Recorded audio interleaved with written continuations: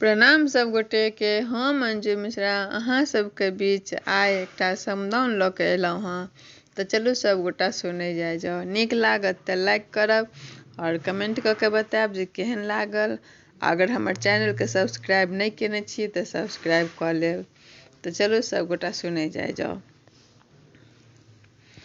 उतरहि राज सँ एलै एक सोनरा, एलै एक सोनरा, बैसी गेलै बाबा के दुआरी, बैसी गेलै बाबा के दुआरी।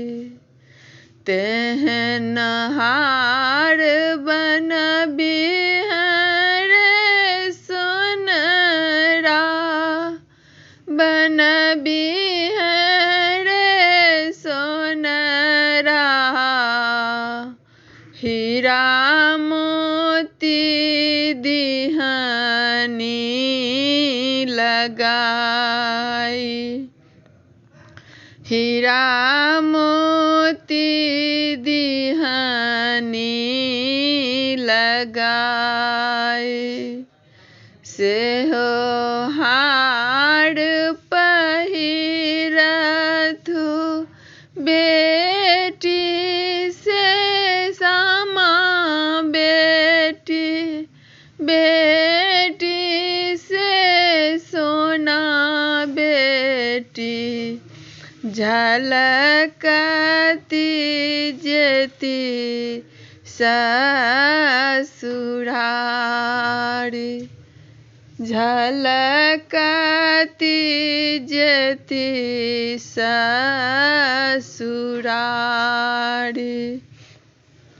भनहि विद्यापति सुनु हे सखी सब, सुनु हे सखी सब, सब बेटी सासुर जाए, सामा बेटी सासुर जाए।